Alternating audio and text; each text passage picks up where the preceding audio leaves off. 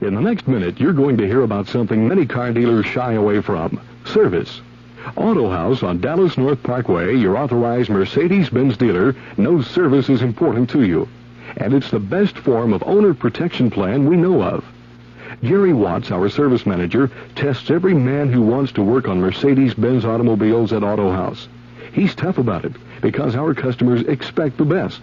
Some men don't make it because he won't hire anyone but experienced professionals.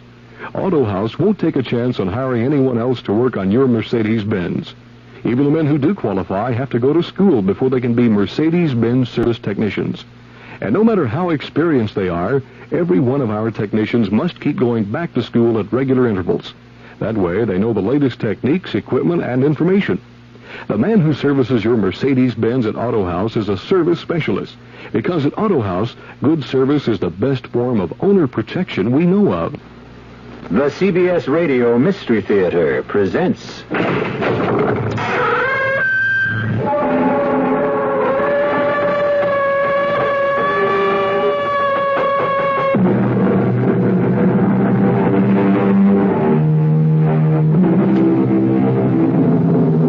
Come in.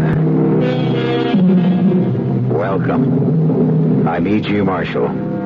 Welcome to another hour with the great forces of the unknown. Those majestic forces that move around above and beneath us, pushing and pulling at our lives, our bodies, our brains. Forces no less powerful because we know them not. And here's a thought. How much of their power actually derives from their mystery? Were we to fathom them, explode their secrets, would they then become as comprehensible as, say, the centrifugal force in the spin dryer at the laundromat? Well, the day is far off when we can be that knowledgeable. So, in the meantime, listen. How will you do it? A gun? Do you have a gun? No. Well, then that's no good. A knife? Could you get near him? Near enough to use a knife? Do you have the strength? No. Well, so that's no good.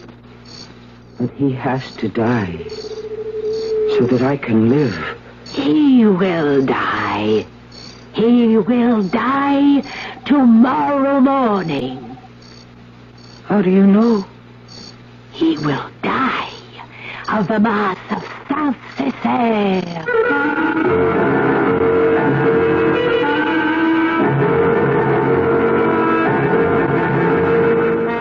Our mystery drama, The Secret Doctrine, was written especially for the Mystery Theater by Elspeth Eric and stars Mercedes McCambridge. It is sponsored in part by the Kellogg Company, makers of Kellogg's Special K cereal and new sugar-free Diet 7-Up. I'll be back shortly with Act 1. I want that sinus medicine. Headache tablets? No, sinus medicine. Sinus tablets. Helps the headache and the pressure. Oh, you mean sign-off. Exactly. Headache pain is one thing. A sinus headache is something else. Sometimes your whole face can seem to throb with pain. You want relief. Take Sign-Off tablets. Sineoff, the sinus medicine that gives you a full dose of pure aspirin, plus a sinus drainer. Sign-Off, the sinus medicine that helps relieve sinus pain while you drain. And Sign-Off doesn't stop there. Have you tried Sign-Off Sinus Spray, the fastest known form of sinus congestion relief? It works in seconds. That's Sign-Off Sinus Spray. When sinus flares up, use Sign-Off tablets and spray, only as directed. Sineoff. Sign-Off. Exactly. Sign-Off, the sinus medicines in the bright red box. If you're handy, or even if you're not, you know that a good part of getting the job done right is having the proper tools. Hi, Frank Lieber here for True Value Hardware Store. They'd be the first to agree with that. So to help you acquire the tools you need, they keep their prices low. For instance, get an 8-inch adjustable crescent wrench for just $3.99. Men who know, professional mechanics and tradesmen, ask for the Crescent brand by name. Just $3.99 at True Value Hardware Stores. A tape measure? The Lufkin Measure-Lock tape measure locks open. glides back at the touch of a button. The 12-foot size is just $349. Or how about a Weller soldering iron kit? It's a handy tool for a variety of hobbies and chores. The complete kit has an iron, 3-tip soldering wire, and is just $349. Weller soldering iron kits, Lufkin tape measures, and crescent wrenches. They may be just what you need to get the job done right. And they're sensibly priced at the True Value Hardware Store nearest your home.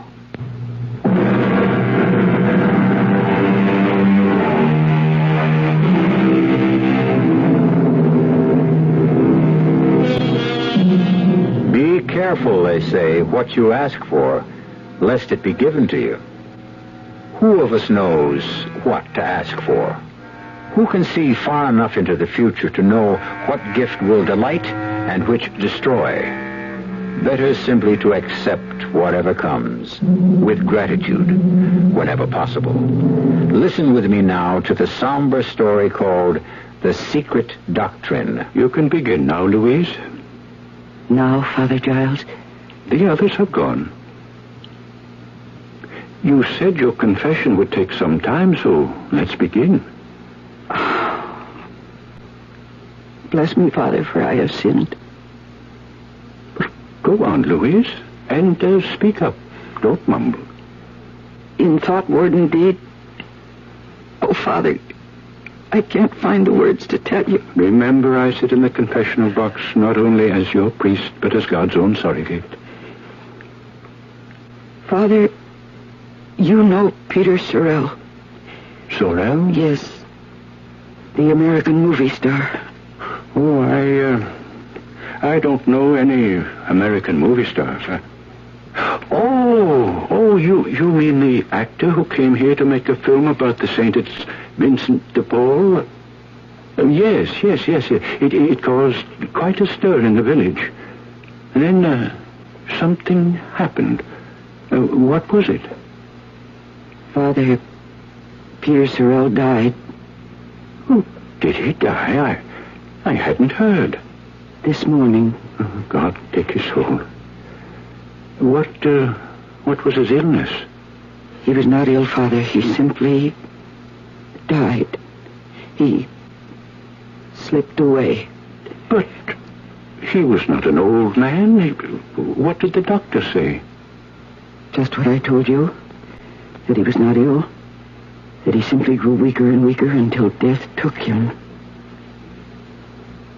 I know what he died of, Father Giles. You know? He died of the Mass of Saint-Césaire. Do you know what you're saying? The Mass of Saint-Césaire has not been said in Gascony for hundreds of years. Most priests have never heard it. Oh, no good priest would even say it. I think you would best tell me all about it, Louise. Yes, Father. I was in love with Peter Sorrell. In love? Well, you never knew him. He only came here a month ago. I've seen all his films. Each one many times. When one of them came to Dax, I'd walk the 20 miles to see it. And if it was there for 2 days, I'd roam the streets all night to see it again and again, as many times as it was shown. You call this being in love? How old are you, Louise? I'm 38, Father. Have you ever loved a boy, a man? No, Father. I've been in love with Peter Sorrell since I was 18. I've written to him in Hollywood every week for 20 years. And once he answered me. And he sent me his picture. And when I heard that he was coming here, I saw the hand of God. Take care you don't blaspheme, Louise. That is how it seemed to me, Father Giles. Go on. The company he worked for had rented the big house on the hill for him. And the first day he was here, I took him some of my onion soup. Well. What have we here? I brought you some onion soup, Mr. Sorrell. If you'd care to accept it. I'd care like crazy. I've seen all your films, Mr. Sorrell. I love them all. You've got a big heart. And the next day I took him a bottle of wine. It's called sand wine, Mr. Sorrell. A local product. Like you. You're a local product. It's very good. Really, it is. So are you. What's your name? And the next day, I took him a bottle of brandy. It's Armagnac, Mr. Sorrell. It's the best brandy in France. I'll just bet it is. There's a dish I know how to make with this brandy. Roast capon. And you're going to make it for me, aren't you, Louise? That is your name, isn't it? Louise? The next day I went to his house. But this time he wasn't alone. There was a man with him. A young American gentleman. I shouldn't have let you talk me into this picture, Gabe. Me talk you into it? Who cares about saints anymore? Well, there's got to be a reaction from all that demon stuff eventually. Pardon me, Mr. Sorrell. The capon is... Louise, meet my agent, Gabe Hauser. How are you, Louise? Mr. Hauser, I'll keep the capon warm until you're ready. Please. Yes, when you're ready, call me. Who is that? A fan. One of my millions of fans. What's for dinner tonight, Louise? Gascony pork and cabbage in a special sauce. Why can't we eat like that on the set, huh, Peter? Because Louise isn't on the set. Oh, if only I could be. Hey, we could fix her up with a walk-on or something, couldn't we? You could. Hey, she could be one of the Sisters of Charity. Why not? Louise, the star has spoken. So then, Father, I could be with him during the day, and not just in the evenings. I was in heaven. You have strange concepts of theological matters, Louise. But go on. Oh, the atmosphere of that place, all the fuss and the laughter and the excitement, it all went to my head. And I forgot that I only wanted to serve him. I wanted to love him, to belong to him, and to have him belong to me. You poor woman. I watched him every moment. My eyes were fastened on his face. My ears strained to catch every word that fell from his lips. There is nothing so grand as a good priest. It hurts me to see God's work in unloving hands. Cut! That's a print. Okay, let's break. I didn't think anyone noticed how I stared at him, followed him about, waited for him after the day's work. But one day as I watched him... And the city hospital. 2 to a bed. Some lying on the floor. You're crying, Louise. Poor. He's doing the scene with the cardinal. Oh, it's not a sad scene. It's not even a good scene. Oh, it's a very good scene. Terrible. It's a wonderful Bright light. scene. Everything he does is wonderful. It was Noemi, Father. You know her? The woman who came here from the Basque country last year. She got herself a job, an extra like me. And so I saw a lot of her after that. My father. I degraded my father. I scourged my father. Why, you want him for your very own. Not the way you mean, Noemi. Oh, yes. Him. Precisely the way I mean. What other way is there? Oh, my Savior. I need to confess. Cut! Bring it! Break for lunch.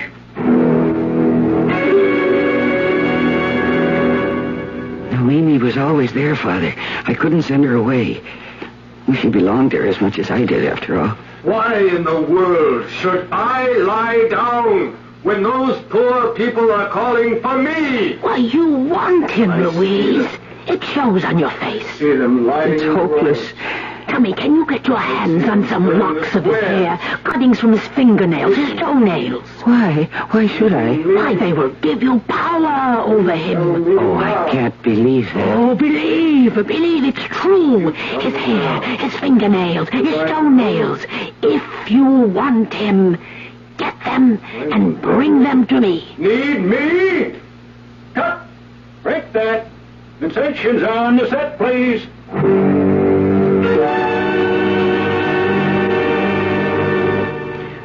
I didn't believe her, Father, not really. But my desire had become so great, I thought I should go mad. I had no trouble finding bits of his hair. I picked up all I needed from the floor of the makeup room. But the cuttings from his fingernails and his toenails, that was more difficult.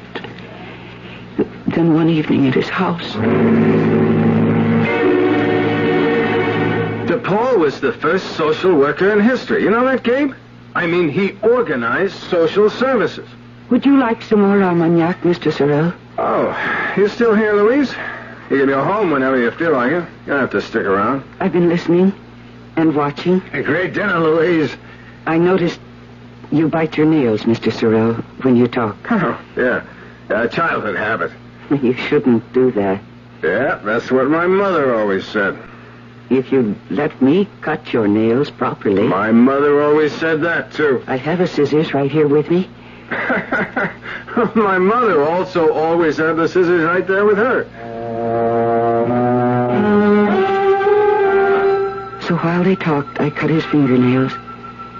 And I saved them all, even the little bits of cuticle, in my kerchief. And when I had finished... Louise, you're a saint. Oh, if I'm a saint, Mr. Sorrel, I should wash your feet. Wash my feet? I say now... They get awfully dirty walking around the set in those old sandals. And all the saints, even the Pope, he washes the feet of a sinner once a year to show humility. I'm your sinner, is that it? let her, Peter, if she wants to. Well, you really want to? And to cut your toenails. Well, what can I say? It's the best offer I've had since I came to France. And so I did, Father. And when I left that night, I had all the cuttings in my kerchief, and I took them to Noemi, who waited for me in the woods. Take this, Louise. What is that? It's a little bag made from the skin of a toad, which my own daughter impaled at midnight in the graveyard of the old abbey. Oh, we put all your precious cuttings into it. Now, pull the drawstrings tight. That's it, and hang it around your neck, under your dress. Yes, just like that. How do you know that it will work? I know. It seems so wrong. It's going against God, isn't it? Have you ever heard of Eliphaz Levi and the secret doctrine? No. Well, Eliphaz Levi was his pen name. He wrote many books on the subject of magic. Magic exists. Always has existed all over the world. But I'm afraid of it, Noemi. Oh, give in to your fear and you'll lose the thing you most desire. Conquer your fear and the secret doctrine will bring you Peter Sorrel. How do I know? Magic is everywhere, unseen, unheard, but it is working all the time. You need only the spiritual energy to make it work for you. But do I have energy like that? I don't think I do. Oh, never mind. I do. Now, kneel down. No, do not bow your head. Raise your face to the sky. Send up a prayer from your loins to Aether, god of chaos and the dark.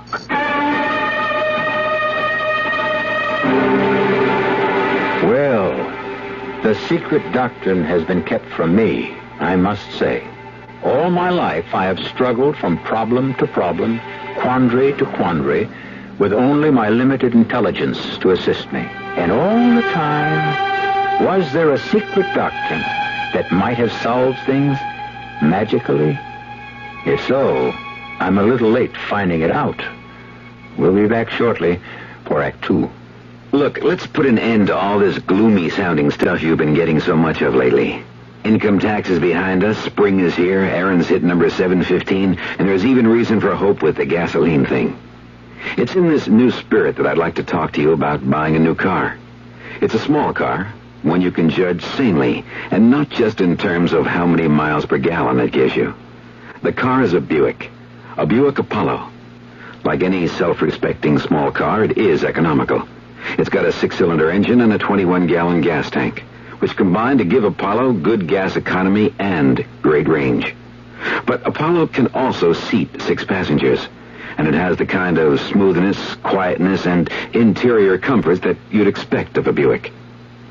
Okay, you're looking for a car, and you think it should be small. Well, Buick has the car, Apollo. But don't buy it because it's small. Buy it because it's a Buick. If you love spaghetti like I love spaghetti, I know what you're looking for. So come on, get ready for great spaghetti at the spaghetti store. If you want spaghetti, the best spaghetti, you don't have to look no more. Get your taste buds ready for great spaghetti at the spaghetti store. Here's a riddle for you. What has 6 different kinds of spaghetti? Chicken, mushroom, meat sauce, shrimp, meatballs, or a combination of any of the above? Oh, that's easy. And dinner prices from $2.10 to $2.85. Still easy. And additional selection from ravioli to steak. That's not a riddle, that's a cross-examination. Come on, what's the answer? The spaghetti store. Now, here's one for you. What has blue eyes and a craving for spaghetti? Paul Newman's stomach. No, me, meatball. When you come in, bring your appetite. There's one thing you know for sure. Great spaghetti we've got, and it don't cost a lot at the spaghetti store. 2731 West Northwest Highway. Also Arlington and Fort Worth.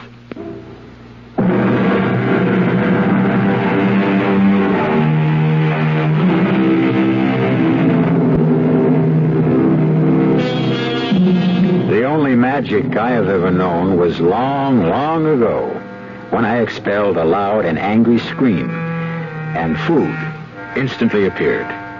Talk about rubbing a lamp.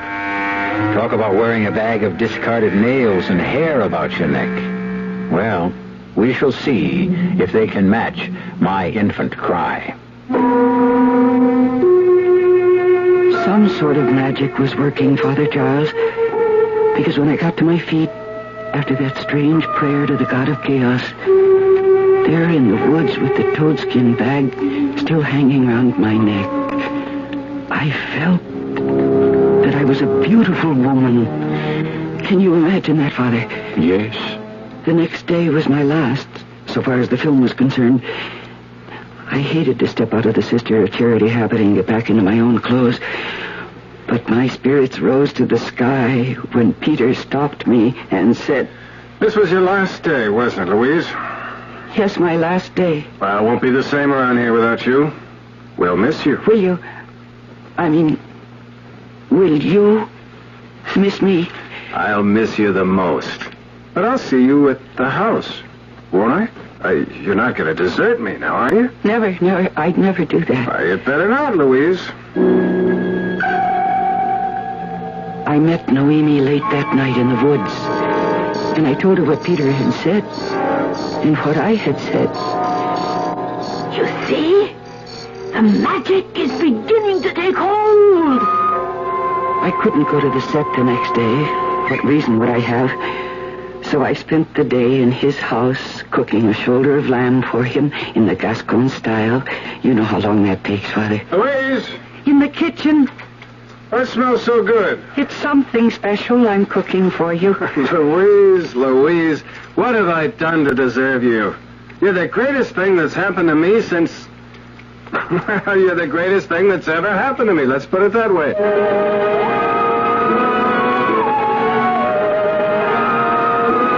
I told Noemi that night that time was growing short, that in 2 days Peter surely would be leaving France.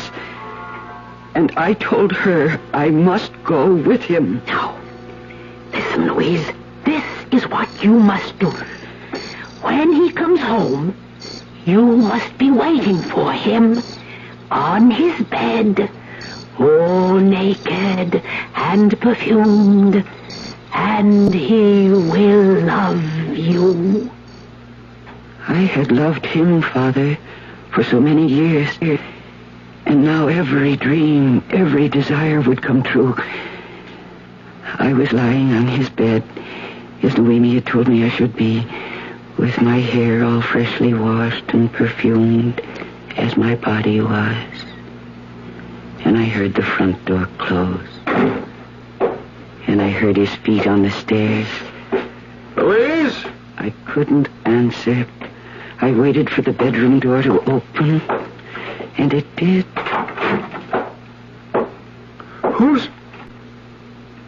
What a... Louise, is that you? What in the name of heaven? I've been waiting for you. Are you crazy? Peter, listen to me. I want you to love me. You do love me. I've seen the love growing in your eyes. I've heard it in your voice. Take me now and tell me that you love me. And that we will go to America together, to your home, where I will love you and look after you. Louise, now listen to me. See, look, over there, I brought all my clothes. I feel that I'm reaching the end of a long, long journey. I've loved you so long. Louise, let me talk to you. Oh, yes. Talk to me. Louise, if I've made you think that I'm anything more than just very fond of you, I'm sorry, Louise. I'm very, very sorry. If I've made you think I love you, well, I'm sorry. What more can I say? But you do love me. You've loved me for 3 whole days. 3 days? And I've loved you for years and years.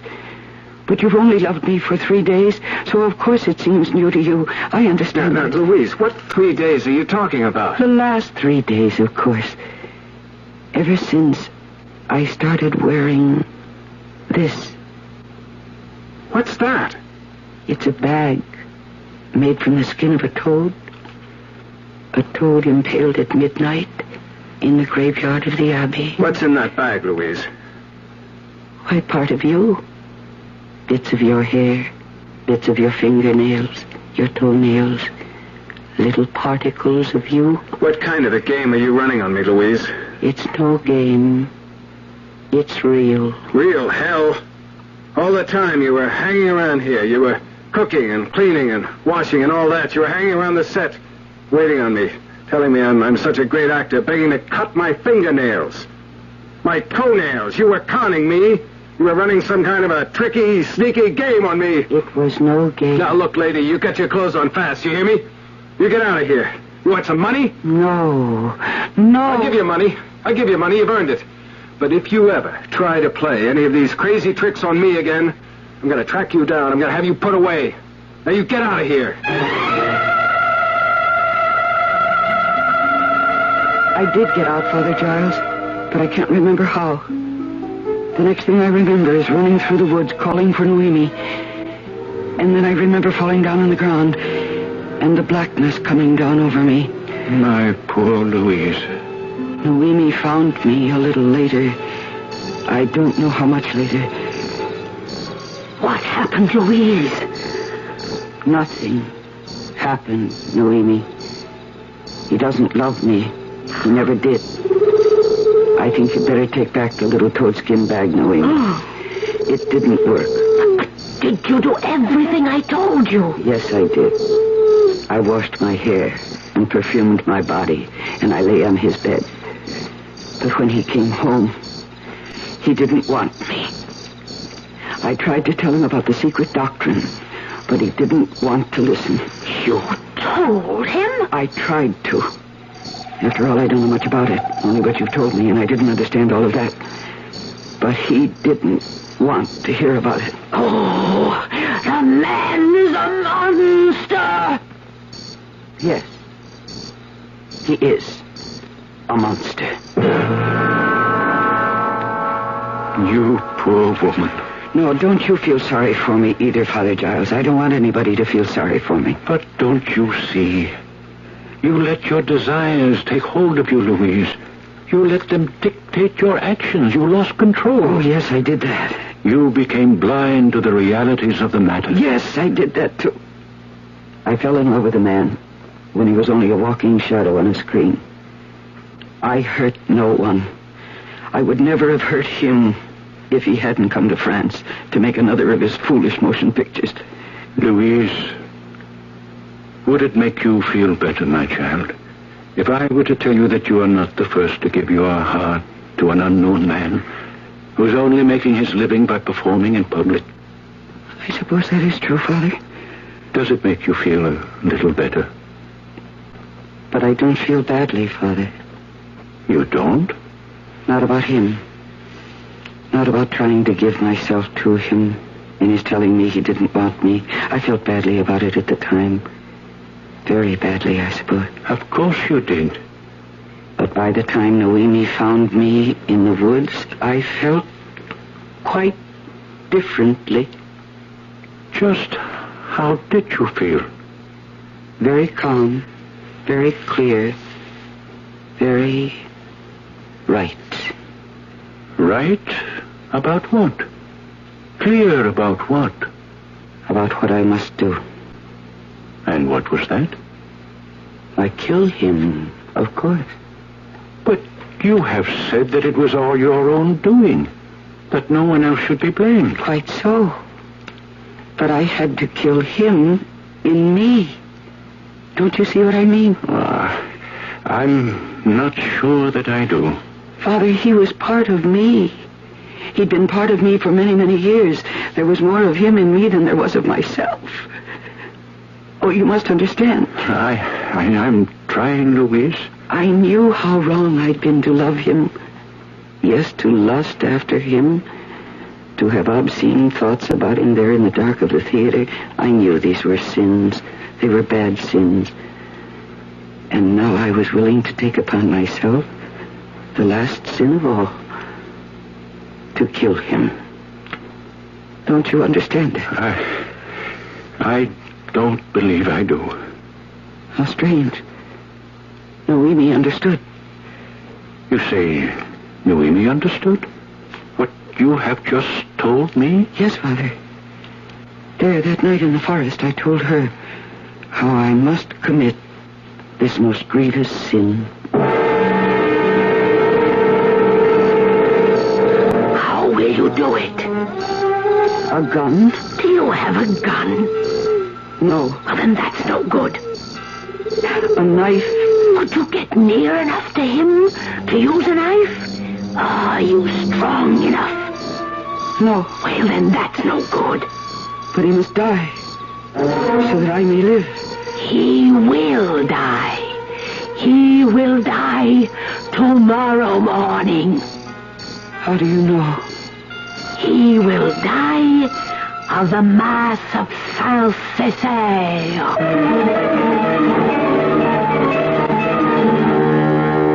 Hell hath no fury like a woman scorned. And all the scorned women from the beginning of time must have at least looked around to see if there was a gun or a knife nearby.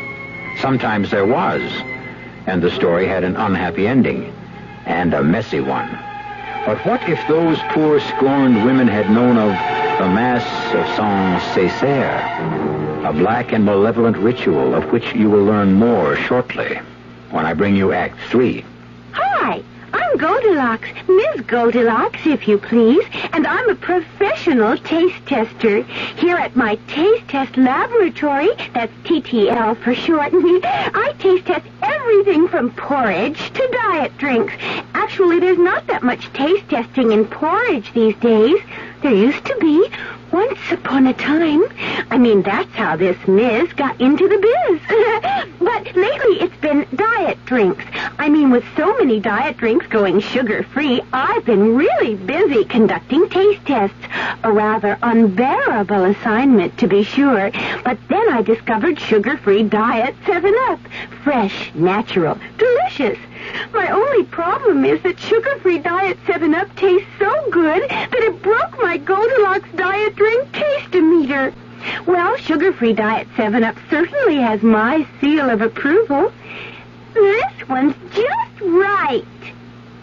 I was having dinner in Old Town Village last week, and as we were leaving, we noticed that the waterbed store was open. Well, we went in. You know, I'd never really looked at waterbeds because I always thought they were for the kids, and if I ever got on one, I'd probably get seasick. But it was different. The salesman there got us to lie down on a bed and told us why we'd sleep better on a hydro-rest waterbed system.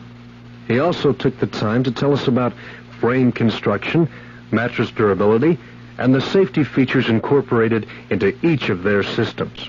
We got home and read the literature and decided that a hydro-rest system makes good sense. We're going to buy a waterbed from Dallas's oldest and largest waterbed company, Waterbed Systems International. They have 3 locations, 3323 Oak Lawn, Old Town Village, and a brand new store in Town East Mall. I tried hydro-rest. I was impressed.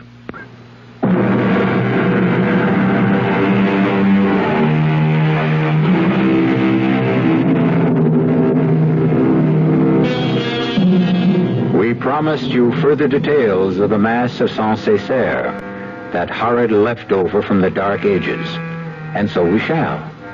We always keep our word.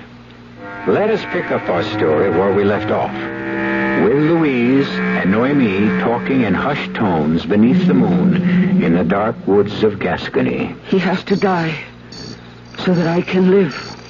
He will die tomorrow morning. He will die of the Mass of Saint-Césaire. How can anyone die of a mass? Oh, the Mass of Saint-Césaire is the Mass of revenge. The peasants of Gascony have known this for centuries. I must ask Father Giles. Oh, no, you will not breathe a word of this to Father Giles. But if he would perform the mass... He wouldn't dream of it. He probably doesn't even know it. Ah, but I know a priest who knows it, and who will perform it. My daughter lives with him. Come, Louise. We went to the deserted abbey where the priest lived. No one told me his name. I never asked. You are the one who orders this Mass. Yes? For whom shall I say the Mass? For Peter Sorel. Who will be my clerk? Oh, my daughter will be your clerk, Father. Who will bring the water for the Mass? I shall bring it, Father. Do you know a place where the Mass can be held? Ah, by the ruins of the church, where the gypsies live, Father. I listened as though nothing they said had anything to do with me, Father Giles. I scarcely knew when they'd finished speaking. I only knew that after a while, Noemi took me by the hand and led me away. Come, Louise, come. We must get the water for the Mass. Shouldn't there be wine, Noemi? For the Mass of Saint-Césaire, there is no wine. There is only water. And the priest does not consecrate it. He drinks it. And it must be water from a well into which the body of an unbaptized infant has been thrown. Come now, Louise, come. Before 11 o'clock, we were at the ruined church. A dreadful place, Father, where bats lived, and toads, and owls. And through the darkness came the priest, Noemi's daughter by his side. And he stood by the ruins of the old altar. Ever and ever, for reign and live you, and also on you, redemption is sharing. Noemi, what does he say? It is the Mass of Saint-Césaire. I don't understand it. It is the Mass for the dead. He is reciting it backwards. I watched in horrid fascination, Father. I confess that I was fascinated by it. I was like a bird watching a snake. What is he doing now, Noemi? He is making the sign of the cross. No, he's not. He's not. He is making the sign of the cross with his left foot. What? In the dirt. This is the Mass of Saint-Césaire. I couldn't bear to look, Father Giles. I couldn't. And yet I couldn't bear not to look. The awful Mass had started at 11, and now it was drawing to a close as the hour of midnight struck. And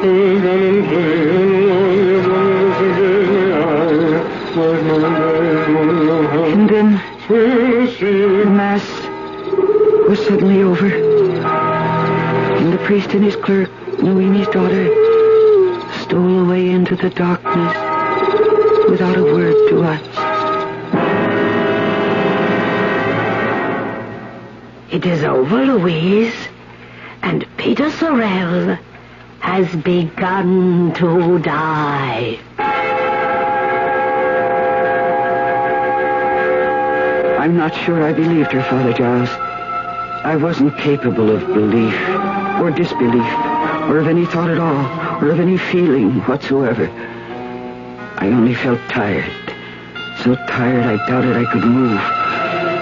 But I pulled myself to my feet and I said, I must go to Inuimi. I must go to Peter Sorrel. And I went, Father. I went into town to the house on the hill. And I waited there till the sun had been up for an hour. And then I went to the door and knocked. Oh, Louise. I suppose you want to see Peter. Is he here? Yes, he's here. But he's very ill. The doctor's with him. And no one knows what's the matter with him. But I knew, Father Giles. He was dying of the massive Saint-Césaire. Oh, Louise. I went to the door every hour, Father. Once, I was told that they'd sent for his doctor from the States. But if that doctor arrived, he came too late. For at 10 o'clock, when I knocked at the door... Louise. He's dead, Louise. He died a few minutes ago. No one knows why or how or what it was he died of. I see. I know you were very fond of him. I was. Very fond. Very fond. I went home. I took off my clothes and I lay down on my bed. The little toadskin bag was still around my neck. I took it off. I kissed it. I put it under the pillow. And then I put my head on the pillow and went fast asleep. I slept soundly, with no dreams at all of any kind. And when I awoke, it was noon. Such a beautiful day. And I started to come here to make my confession. On the way, I met Peter Sorrel's friend once more. He died, Louise, of nothing at all. Nothing at all? He was perfectly well. Talking of going home in the morning. Then, about midnight, he said he was tired. He thought he'd go to bed. But he could hardly climb the stairs to his room. I had to help him. He lay on the bed and closed his eyes. He said he felt as though he was slipping away. Wasn't that a strange thing for him to say? That he was slipping away? I murmured something, that it was strange indeed, though of course I knew it wasn't. He died of the mass of Saint-Césaire, Father. And now I've told you everything. And what do you expect me to do, Louise? To give me my penance, Father. I know it will be severe, I expect that.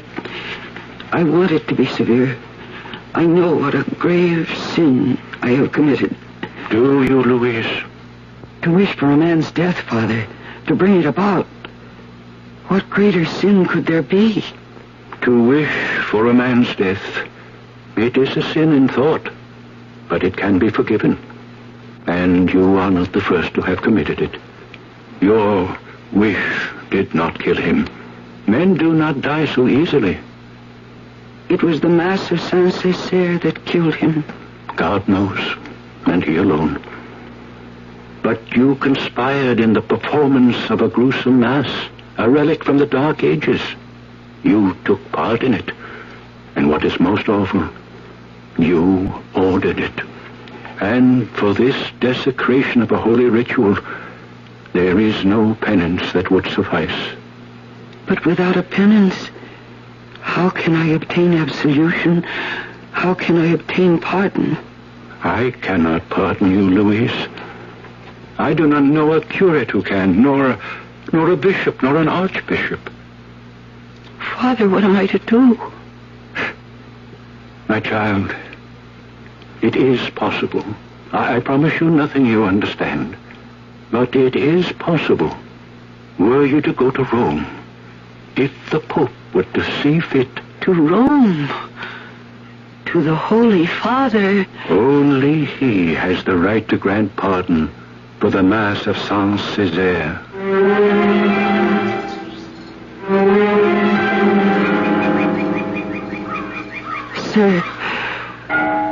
Sir, can you tell me, sir?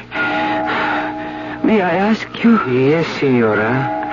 Can I help you? Please. Is this the Vatican? This is Vatican City, yes. Is this the square of St. Peter? Yes. Straight ahead is St. Peter's Gate. I am here. You've never been here before? I have come to see the Pope. His Holiness is quite busy, Signora. I come here to make my confession. Let me take you to a priest. No. It must be His Holiness. No one else. Are your sins so great?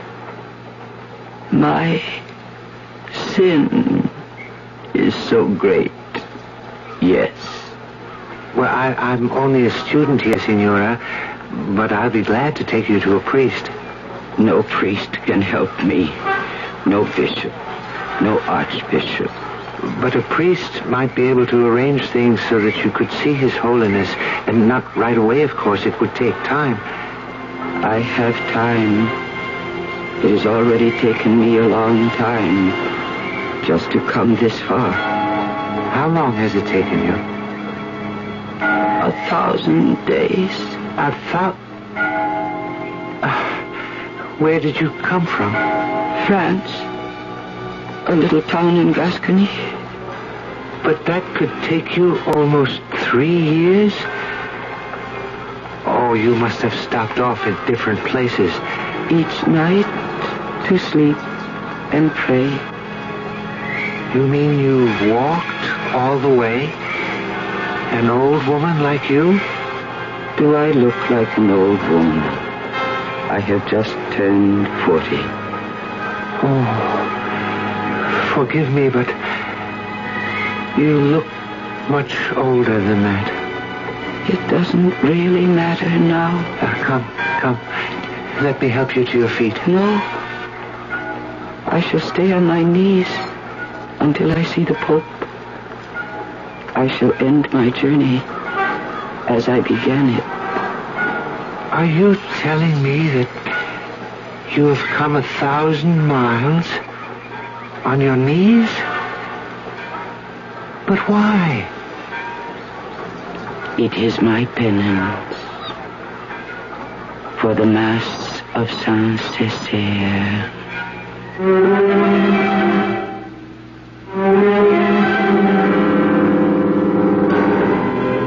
1,000 miles, 1,000 days, on her knees.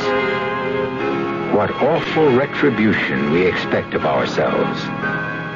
What endurance we can find within us to carry out our goal. And what is the priceless goal we seek? The goal that so obstinately eludes us after thousands upon thousands of miles and as many days. Why, I think it is nothing more and nothing less than peace of mind. I'll be back shortly. Great taste in the morning. Kellogg's has that wholesome taste to get you up and grinning. This is Jerry Coffer for Kellogg's Special K. You know, for years we've been talking about the Special K breakfast, a great way to start the day if you have a weight problem. You may have seen or heard our latest commercials, which symbolize the problem of being a few pounds overweight by using this ball and chain. That's the sound effect. But so many people have come to know the Special K breakfast that can help solve weight problems, they sometimes forget that Special K is America's favorite high-protein cereal. It has 8 essential vitamins and iron, and so delicious that lots of folks, kids as well as adults, eat Special K just for the sheer good taste of it. So we don't want you to think that you have to wear a ball and chain to eat Special K. All you need is an appreciation for the finer things of life, a 1-ounce bowl of Special K, 4 ounces of skim milk, tomato juice, coffee, and maybe a little sugar. The Special K breakfast can't help you lose weight all by itself, but it really is a good start. Some research experts say you can't taste the difference between beers. Well, if they're right, then Anheuser-Busch wastes a barrel of time beechwood aging Budweiser. Only they don't think so. Brewing beer right does make a difference. And they're betting a bundle that you can taste the difference in Bud. When it comes to brewing Budweiser, the Anheuser-Busch choice is to go all the way because they still care about quality.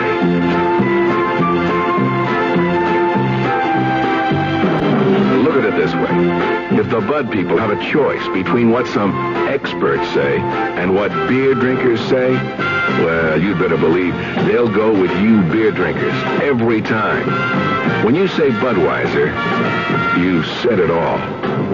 Anheuser-Busch, St. Louis.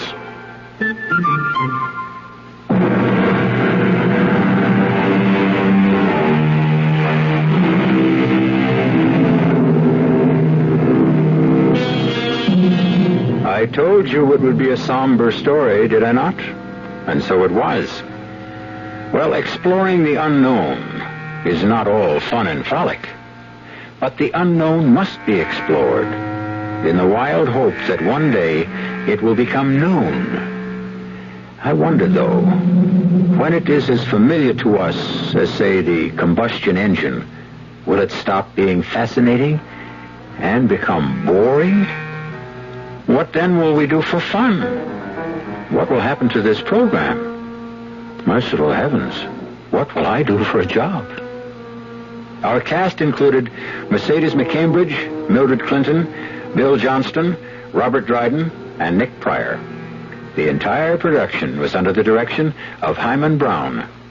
Radio Mystery Theater was sponsored in part by Sign-Off, the Sinus Medicines, Buick Motor Division, and Anheuser-Busch Incorporated, brewers of Budweiser. This is E.G. Marshall inviting you to return to our Mystery Theater for another adventure in the macabre. Until next time, pleasant dreams.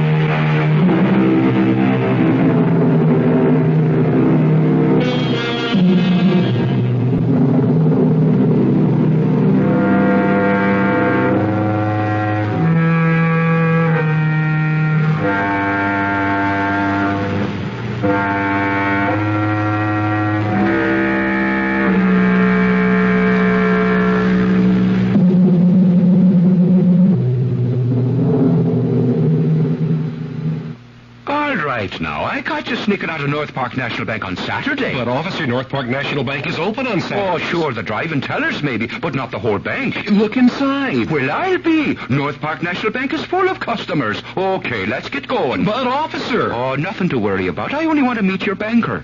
North Park National Bank, Bodecker at Park Lane, is now open 9 to 1 every Saturday. And it's legal.